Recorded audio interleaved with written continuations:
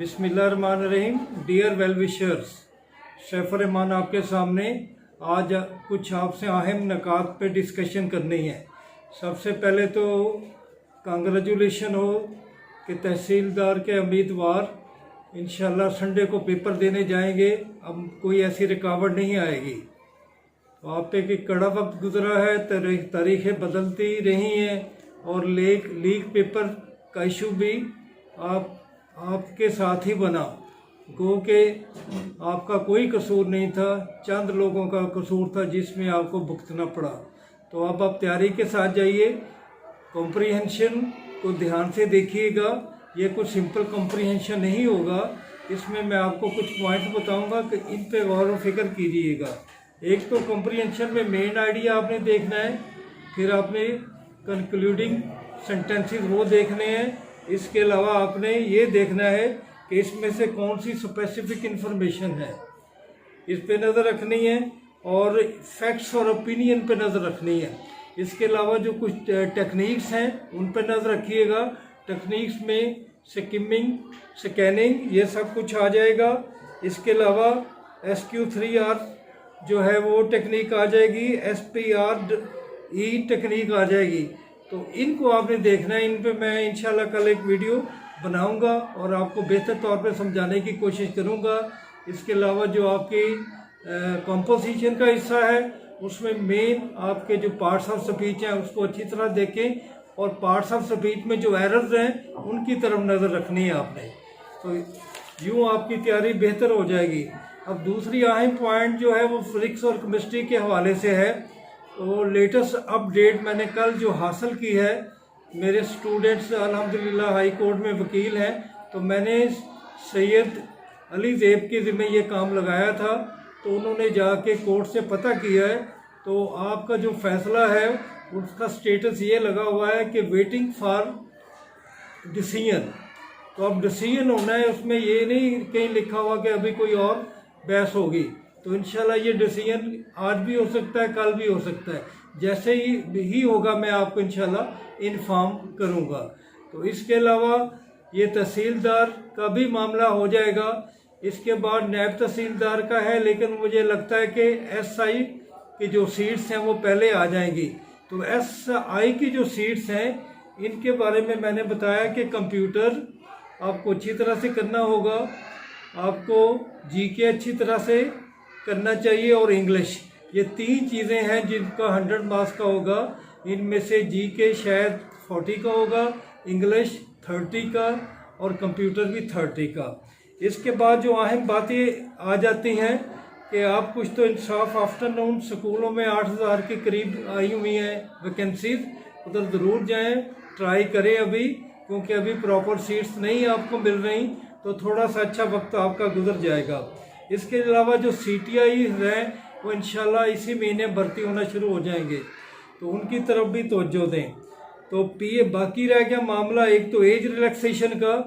तो ये मैं बताऊंगा कि एज रिलैक्सेशन और जो कोटा है जनूबी पंजाब का, ये CM की टेबल पे दोनों फाइलें पड़ी हैं, तो किसी वक्त भी ये डिसीजन आ सकता है। तो वो भी खुशखबरी आपको मिल जाएगी। TMS का मेरा तो ख्याल था कि इस अक्टूबर के एंड में आ जाएगी एडवर्टाइज, लेकिन अब इंतज़ार कीजिएगा, मिड नवंबर से पहले इंशाल्लाह ये एडवर्टाइज आ जाएगी और जो कुछ सीटें बड़ी हैं वो भी पता चल जाएगा। और एज रिलैक्सेशन का अगर मसला इससे पहले हल हो गया तो वो भी आ जाएगा। तो इसके अलावा my dear well wisher, lecturers की जो सीट हैं वो लेट क्यों होती जा रही है? आपको पता है कि अभी हमारा जो 2020 की रिक्रूटमेंट है वो मुकम्मल नहीं हुई। तो ये एक लॉ है, एक जो कि PPSC में समझा जाता है कि जब तक कोई भी केस पेंडिंग हो तब तक वो नई एडवर्टाइज नहीं दे सकते। तो अब ये अब नवंबर और दिसंबर में चले जाएगा। तो एजुकेटर्स का भर्ती होना है, CM ने ऐलान किया हुआ है, लेकिन जो मुल्की हालात थे, जो लीक पेपर के इशू चलते आ रहे थे, जो कोरोना की वजह से, अब डेंगू की वजह से, तो ये मसाइल जो हैं वो हमें पीछे धकेल रहे हैं। तो लेकिन नवंबर और दिसंबर तक अब ये मामला चले जाएंगे। तो बाकी मैंने डियर वेल विशर आपसे कहा था कि मैं आपके लिए इंटरव्यू की तैयारी के सिलसिले में आपको मैं गाइड कर रहा था, तो मैं कुछ पॉइंट बता दूं आज उसके हवाले से भी। आपने जो इस्लामिक स्टडीज़ है उसकी तरफ और उसकी हिस्ट्री की तरफ भी तवज्जो देनी है। जो बेसिक हमारे प्रिंसिपल्स हैं उनको देखना है। गज़वा बदर से लेके फ़तह मक्का तक तमाम गज़वात का जायज़ा लीजिएगा। देखिएगा हजत अलविदा जो कि 10 हिजरी को हुआ, उसको भी आपने पढ़ के जाना है। और जो हजूर करीम ने हमारे आखिरी पैगंबर ने फरमाया उनके बारे में आपको इल्म होना चाहिए। तो इसके साथ ही जो दावत इस्लाम दी गई थी उसके बारे में भी आपने पढ़ना है, जो कि शाह रूम को, शाह हबशा को, फ़ारस को, मिस्र के हुक्मरानों को जो आपने दावतें भेजी थी। तो वाक़या ताइफ के बारे में भी ज़रूर पढ़ के जाइएगा।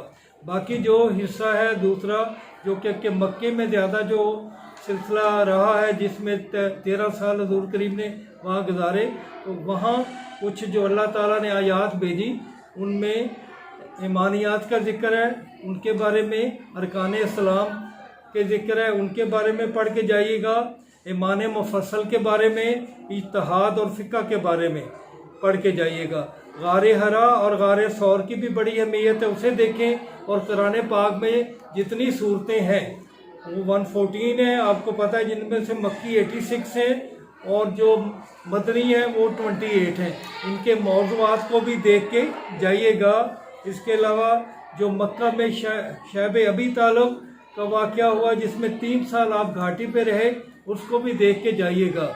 इसके अलावा आपने बैत रज़वान को देखना है, क्योंकि वो सुलह हदीबिया के साथ जुड़ी हुई है। और सुलह हदीबिया को हजूर करीम ने अल्लाह ताला ने जो उनके लिए सूरत भेजी उसके बाद में, और उससे फ़तह मुबीन करार दिया गया, उसको भी आपने देखना है। तो पाकिस्तान अफेयर के हवाले से आपने देखना है कि मोहम्मद बिन कासिम के बाद क्या असरात हुए, इस्लाम कैसे फैला, हमारे औलिया अल्लाह का क्या रूल था, क्या रोल है उसमें, और मुगलिया सल्तनत के हालात क्या थे, और 1857 की जंग आज़ादी के बारे में भी देखना है। सर सैयद की अलीगढ़ तहरीक बहुत अहम है, अलीगढ़ कॉलेज का रोल बहुत अहम है, उसे देखिएगा। कांग्रेस का क़याम 1885 में हुआ, मुस्लिम लीग का 1906 में हुआ, तो उसे भी ज़रूर देखना आपने। लखनऊ पैक्ट बहुत अहम है, उसे देखना है। राउंड टेबल कॉन्फ्रेंस, खुतबा इलाहाबाद और तहरीक के खिलाफत को ज़रूर देखिएगा। और करारदाद मकासद और करारदाद पाकिस्तान पे ज़रूर नज़र रखिएगा। तो डियर वेल विशर, इसके अलावा कुछ सवालात जो कि मेंबर साहब पूछ सकते हैं, वो ऑफशोर कंपनियों के बारे में आजकल फिर जिक्र शुरू है ब्रॉडशीट के हवाले से। और अलीम डार जो है उनका भी पूछ सकते हैं कि उन्होंने कितने मैचेस में एम्पायरिंग की और दुनिया के वो बेस्ट अंपायर क्यों समझे जाते हैं। तो ट्रांसपेरेंसी इंटरनेशनल की जो रिपोर्ट चंद माह पहले आई है उसे भी देखेंगे। उसमें डेनमार्क और न्यूजीलैंड को सबसे नीट और क्लीन करप्शन फ्री कंट्री करार दिया गया है। तो ये कुछ अहम बातें थी जो कि आपसे डीआर पूछ सकता है। जो बाकी एडवाइज़र है उसके बारे में इंशाल्लाह कल बताऊंगा। और इंग्लिश के हवाले से कॉम्प्रीहेंशन को किस तरह करना है उसे एक जदीद तरीके से देखना है। उसमें सिंपल ये बात नहीं होगी कि एक पैराग्राफ दिया और कुछ सवाल दिया और आपने जवाब दे दिया, नहीं, उसके अंदर कुछ छुपे हुए राज हैं, वो इंशाल्लाह कल मैं आपको बताऊंगा। और कल इंशाल्लाह उम्मीद है आपसे मुलाकात होगी। अल्लाह ताला आपका हामी और नासर हो। मेरा और अपना ख्याल रखिएगा। मैंने आपसे काफ़ी अर्सा हो गया कि सब्सक्राइबर के बारे में नहीं कहा, आप खुद ही ख्याल रख लिया करें। अल्लाह ताला आपका हामी और नासर हो। अल्लाह हाफिज़।